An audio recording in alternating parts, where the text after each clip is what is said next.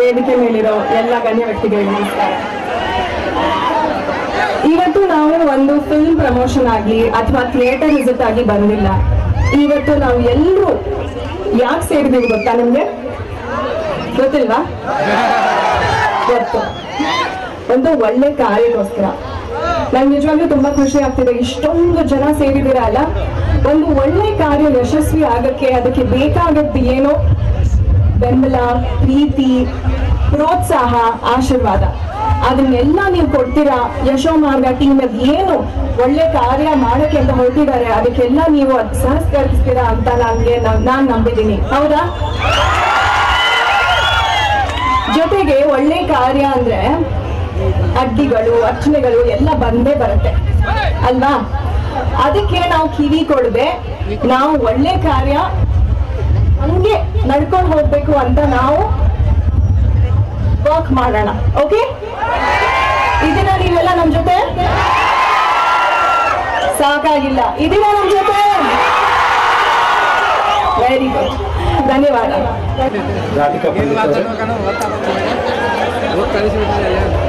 ಕರ್ನಾಟಕ ರಕ್ಷಣಾ ವೇದಿಕೆಯ ಎಲ್ಲ ಅಭಿಮಾನವನ್ನು ವ್ಯಕ್ತ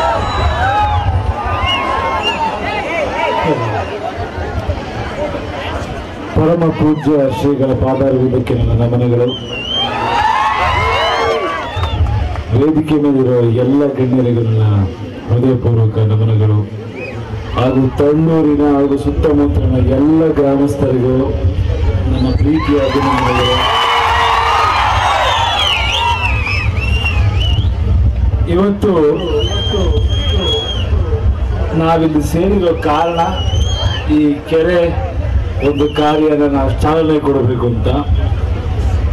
ಅದು ಬರೀ ತಳ್ಳೂರಿಗೆ ಸೀಮಿತ ಆಗಬಾರ್ದು, ಈ ಒಂದು ಕೆರೆಗೆ ಆಗಬಾರ್ದು. ನನ್ನ ಕನಸಿರೋದು ರಾಜ್ಯಾದ್ಯಂತ, ಇಡೀ ಕರ್ನಾಟಕದಲ್ಲಿ ಎಲ್ಲ ಕೆರೆಗಳ ಹೂಳೆತ್ತುವಂತ ಕೆಲಸ ಆಗಲೇಬೇಕು. ಇದು ಸ್ಟಾರ್ಟ್, ಇದು ಬಿಗಿನಿಂಗ್ ಅಷ್ಟೇ. ಮೊದಲನೇದಾಗಿ ನಾನು ಒಂದು ವಿಷಯ ಕ್ಲಿಯರ್ ಮಾಡಕ್ ಇಷ್ಟಪಡ್ತೀನಿ. ಇದು ನನ್ನ ಕೆಲಸ ಅಲ್ಲ. ಇಲ್ಲಿ 28 ಜನ ಏನು ಜಲ ಯೋಧರು ಅಂತ ನಾವು ಕರಿತಾ ಇದ್ದೀವಿ. ರಾಧಾಕೃಷ್ಣ ಬಡ್ತಿ ಅವರಾಗ್ಬೋದು, ನಾಗೇಶ್ ಹೆಗಡೆ ಅವರಾಗ್ಬೋದು, ನಮ್ಮ ಶಿವಾನಂದ್ ಕಣವೆ ಅವರಾಗ್ಬೋದು, ಇನ್ನೂ ಹಲವಾರು ಜನ. ಎಲ್ಲರ ಹೆಸರು ಹೇಳಕ್ಕಾಗಲ್ಲ, ಹೆಸರಿನ ಅಪೇಕ್ಷೆನೂ ಅವ್ರು ಯಾರಿಗೂ ಇಲ್ಲ ಬಿಡಿ. ಇಷ್ಟು ವರ್ಷ 88ರಿಂದ ಶುರು ಆಯ್ತು ಅಂತ ಹೇಳಿದ್ರು. ನಾನು ಹುಟ್ಟಿದ್ದೆ 86ರಲ್ಲಿ. ಅವಾಗಿಂದ ಅವ್ರು ಶುರು ಮಾಡ್ತಾ ಬಂದಿದ್ದಾರೆ, ಹೋರಾಟಗಳು ಮಾಡ್ತಾ ಇದ್ದಾರೆ, ಕೆಲಸ ಮಾಡ್ತಾ ಇದ್ದಾರೆ. ನನಗೆ ಇತ್ತೀಚೆಗೆ ಕೆಲವು ದಿನಗಳಲ್ಲಿ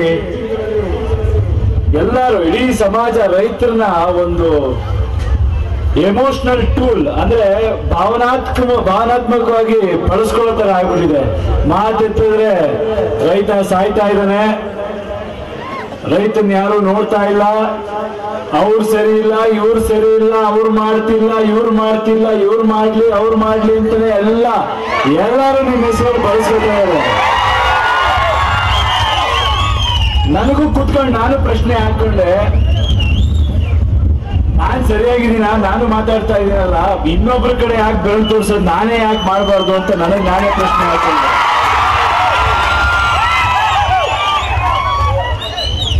ಸೊ ನನಗೆ ಅನಿಸ್ತು, ನನಗೆಲ್ಲ ಕೊಟ್ಟಿದ್ದಾರೆ ಜನ. ಇವತ್ತು ಎಲ್ಲೋ ಹೋಯ್ತು, ನಾನು ಕರ್ಕೊಂಬಂದು ಇಷ್ಟು ದೊಡ್ಡ ಸ್ಟಾರ್ ಮಾಡಿದ್ದಾರೆ, ಟಿಕೆಟ್ ತಗೊಂಡು ನನ್ನ ಸಿನಿಮಾ ನೋಡ್ತಾರೆ, ನಾವು ಫಂಕ್ಷನ್ ಬಂದ್ರೆ ಇಷ್ಟು ಜನ ಸೇರ್ತೀರಾ, ಸಿಲ್ಲೆ ಹೊಡಿತೀರಾ, ಹಾರ ಹಾಕ್ತೀರಾ, ಇಷ್ಟೇನ ಜೀವನ ಅಂತ. ಏನೊಂದು ಮನೆ ಕಟ್ಟೋದು, ಒಂದು ಕಾರ್ ತಗೊಳ್ಳೋದು, ಇನ್ನೊಂದೇನೋ ಮಾಡೋದು, ಎಂಜಾಯ್ ಮಾಡ್ಬಿಡೋದು ಜೀವನ, ಲಾಸ್ಟಿಗೆ ಹಿಂಗೆ ಏನೋ ಸಾಧನೆ ಮಾಡಿ ಹೋಗ್ಬಿಡೋದು, ಇಷ್ಟೇನಾ ಅಂತ ನಾನು ಪ್ರಶ್ನೆ ಕೇಳ್ಕೊಳ್ಳೋಕೆ ಶುರು ಮಾಡಿದೆ. ಬಟ್ ಇಡೀ ರಾಜ್ಯದ ಮಾಡಿಸೋಷ್ಟು ಶಕ್ತಿ ನನಗಿಲ್ಲ, ದುಡ್ಡು ಅಥವಾ ಅದು ನನ್ನ ಕೆಲಸನೂ ಅಲ್ಲ. ಆದ್ರೆ ನೀವೆಲ್ಲರೂ ನನ್ನನ್ನು ನಿಲ್ಸಿರೋದು ಯಾಕೆ ಅಂದ್ರೆ ಇಂಥ ಒಂದು ವಾಯ್ಸ್ ಆಗೋದಕ್ಕೆ ಅಂತ ನನಗೆ ಅರ್ಥ ಆಗಿದೆ.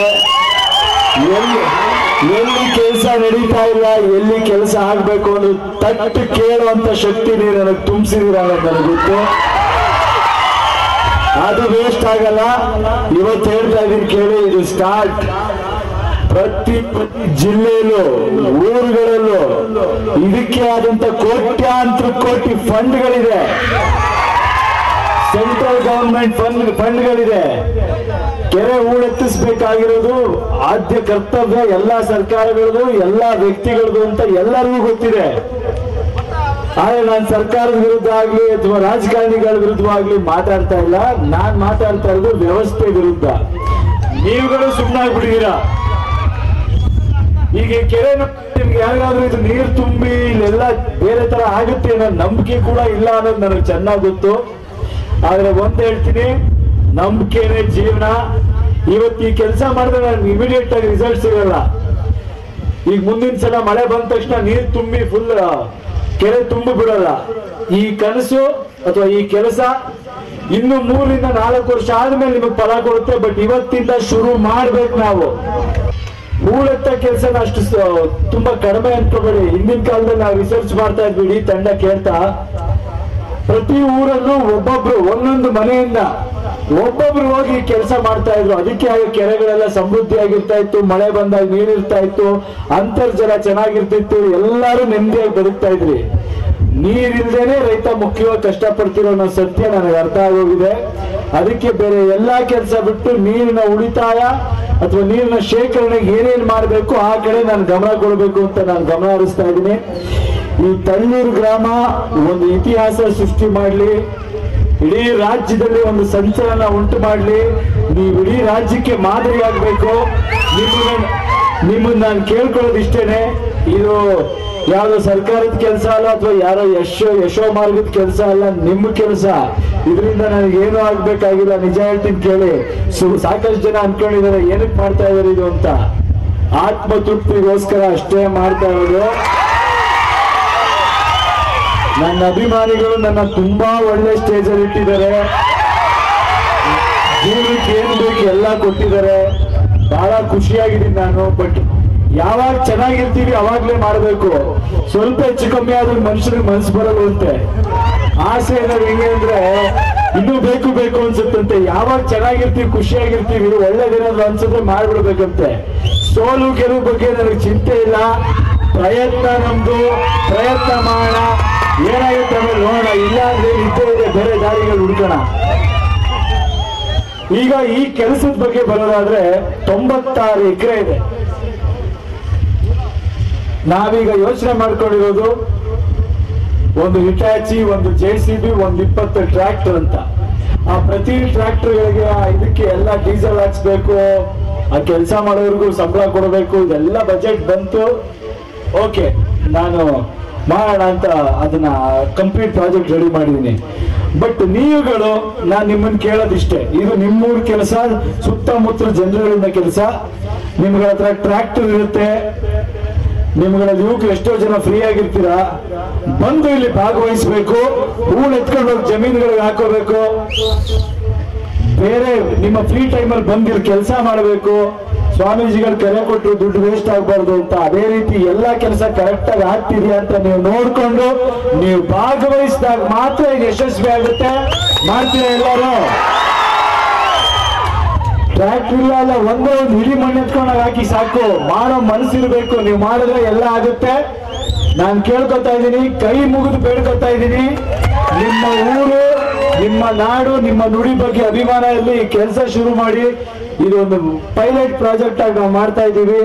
2-3 ತಿಂಗಳಲ್ಲೇ ಇದನ್ನ ಮುಗಿಸ್ಬೇಕು ಅಂತ ಆಸೆ ಇಟ್ಕೊಂಡಿದೀವಿ. ಮುಗಿಸೋಣ. ಭಗವಂತ ಕೃಪೆ ತೋರ್ ಚೆನ್ನಾಗಿ ಮಳೆ ಬಡಿದ್ರೆ ತುಂಬುತ್ತೆ ಕೆರೆ, ಎಲ್ಲರಿಗೂ ಒಳ್ಳೇದಾಗುತ್ತೆ. ಅದಾದ್ಮೇಲೆ ನಾನು ಇಲ್ಲಿ ಸ್ಥಳೀಯ ಮುಖಂಡರು ಅಂತ ಕೇಳ್ಕೊತೀನಿ. ಈಗ ಸಾಕಷ್ಟು ಜನ ಬಂದು ನನಗೆ ಸನ್ಮಾನ ಮಾಡಿದ್ರಿ. ಆ ಸನ್ಮಾನ ಎಲ್ಲ ಏನು ಬೇಕಾಗಿಲ್ಲ. ಆ ತರದ್ದೆಲ್ಲ ಬಿಟ್ಟು ಈ ಕಾರ್ಯಕ್ರಮಕ್ಕೆ ನೀವೆಲ್ಲ ಸಾಕಷ್ಟು ಕೊಡುಗೆ ಕೊಟ್ಟಿದ್ರೆ ಈ ಭಾಗದ ಜನಕ್ಕೆ. ಜನನೂ ಅಷ್ಟೇ ಸುಮ್ಮನೆ ಹೇಳ್ತಾರೆ ಯಾರು ಏನು ಮಾಡಿಲ್ಲ, ಹೀಗ್ ಮಾಡಿಲ್ಲ ಅಂತ. ಅದು ಸಹಜ. ಆದ್ರೂ ನಾನೆಲ್ಲ ಮುಖಂಡರು ಕೇಳ್ಕೊಳ್ಳೋದಿಷ್ಟೇನೆ, ಈ ಕಾರ್ಯಕ್ಕೆ ನಿಮ್ಮ ಕೈಯಲ್ಲಿ ಏನೇನಾಗುತ್ತೆ ಎಲ್ಲರೂ ಕೊಡುಗೆ ಕೊಡಿ. ಜನ ಕೊಡ್ತಿರೋ, ಟ್ರ್ಯಾಕ್ಟರ್ಗಳು ಕೊಡ್ತಿರೋ, ಏನೇನ್ ಮಾಡ್ತೀರಾ ಮಾಡಿ. ಕೆಲಸನ ಬೇಗ ಮುಗಿಸೋಣ. ಈ ಜನಗಳು ನಿಮ್ಮ ಮೇಲೆ ಇಟ್ಟಿರೋ ಪ್ರೀತಿಗೆ ಎಲ್ಲರೂ ಒಂದು ಒಳ್ಳೆ ಕೆಲಸ ಮಾಡೋಣ ಅಂತ ಎಲ್ಲ ಮುಖಂಡರು ನಾನು ಬೇಡ್ಕೊತೀನಿ. ಅದಾದ್ಮೇಲೆ ಮಾಧ್ಯಮಗಳಿಗೆ ನಾನು ಧನ್ಯವಾದ ಹೇಳಕ್ ಇಷ್ಟಪಡ್ತೀನಿ. ಯಾವ ಕಲ್ಲು ಹೊಳಿತಿದ್ರಂತಲ್ಲಪ್ಪ, ದಯವಿಟ್ಟು ಅರ್ಥ ಮಾಡ್ಕೊಳ್ಳಿ, ಇದು ಈ ಜಾಗಕ್ಕೆ ಅಷ್ಟೇ ಸೀಮಿತ ಅಲ್ಲ.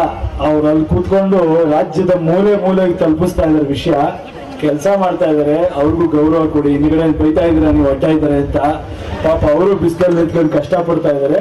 ದಯವಿಟ್ಟು ಎಲ್ಲರೂ ಅವ್ರಿಗೂ ಗೌರವ ಕೊಡಿ. ನಾನೊಂದು 3 ದಿನದಿಂದ ಉತ್ತರ ಕರ್ನಾಟಕದ ಎಲ್ಲ ಭಾಗಗಳಿಗೆ ಹೋಗಿ ಬಂದೆ. ಕಾರಣ ಇಷ್ಟೇ, ಜನಗಳನ್ನ ಅರ್ಥ ಮಾಡ್ಕೊಳ್ಳೋದು ಒಂದು. ಎರಡನೇದು, ನನ್ನ ಅಭಿಮಾನಿ ಸಂಘಗಳಿಂದ ತುಂಬಾ ಜನ ಹುಡ್ಕೊಂಡು ನಮ್ಮ ಮನೆಗಳಿಗೆ ಬರ್ತಾ ಇದ್ರು. ನನ್ನ ಮದುವೆಗೆಲ್ಲ ಬಂದಿದ್ದೀರ ಜನ. ಒಂದು ಧನ್ಯವಾದ ಹೇಳೋ ರೀತಿಗೆ ಬಂದೆ. ಸಾಕಷ್ಟು ಊಹಾಪೋಹಗಳು ಎಬ್ಬಿಡಿದೆ. ನಿನ್ನೆ ಟಿವಿಲೆಲ್ಲ ಪ್ರೋಗ್ರಾಮ್ ಬಂದಿದೆ, ನನಗೆ ಸುಮಾರು ಜನ ಫೋನ್ ಮಾಡಿದ್ರು, ಎಷ್ಟೋರು ತಲೆಗೆ ಏಟಾಗೋಯ್ತಂತೆ, ಕಲ್ಲು ಹೊಡ್ಬಿಟ್ರಂತೆ, ಕಾರ್ ಕಲ್ಲು ಹೊಡೆದಾಕ್ಬಿಟ್ರಂತೆ. ಒಂದು ಮೆಸೇಜ್ ಕೊಡಕ್ ಇಷ್ಟಪಡ್ತೀನಿ, ಜನಕ್ಕೆ ಚೆನ್ನಾಗಿ ಗೊತ್ತಿದೆ ಯಶ್ ಏನು ಅಂತ. ಯಶ್ ಬಂದಿರೋದು ಯಾವ ಕೆಲ್ಸಕ್ಕೆ ಅಂತಾನು ಎಲ್ಲರಿಗೂ ಗೊತ್ತಿದೆ. ಯಶ್ ನೋಡಕ್ ಆಗ್ತಿಲ್ಲ, ಹತ್ರ ಸಿಗಕ್ ಆಗ್ತಿಲ್ಲ, ಕೈ ಕೊಡಕ್ ಆಗ್ತಿಲ್ಲ ಅಂತ ಜನ ಇದು ಮಾಡ್ಬೋದು ಹೊರತು ಯಶಿಗೆ ಏನು ಮಾಡಲ್ಲ. ಧೈರ್ಯವಾಗಿರಿ, ಯಶ್ ಜನ ಇದ್ದಾರೆ, ಜನ ಎಷ್ಟು ಆ ಗಾಯ ಹೊಡೆದಿದ್ದು ಗಲಾಟೆ ಆಯ್ತಂತೆ, ಎಷ್ಟು ಲೇಟ್ ಆಗಿ ಬಂದ್ರಂತೆ. ಪ್ರತಿ ಊರಲ್ಲಿ ಹಳ್ಳಿಲೂ ನಿಲ್ಲಿಸಿ ನನಗೆ ಸನ್ಮಾನ ಮಾಡ್ತಾ ಇದ್ರು. ಅಭಿಮಾನದಿಂದ ನನಗೆ ಕೈ ಕೊಡಕ್ ಟ್ರೈ ಮಾಡ್ತಾ ಇದ್ರು. ಅಲ್ಲಿಂದ ಲೇಟ್ ಆಗಿ ಪ್ರತಿ ಫಂಕ್ಷನ್ ಲೇಟ್ ಆಗ್ತಾ ಹೋಯ್ತಷ್ಟೇ. ಸೊ ಎಲ್ಲ ಯಾದಗಿರಿ ಒಂದು ಜಿಲ್ಲೆಯ ಎಲ್ಲ ಜನರಿಗೆ ನಾನು ಧನ್ಯವಾದ ಹೇಳ್ತೀನಿ. ಅವ್ರು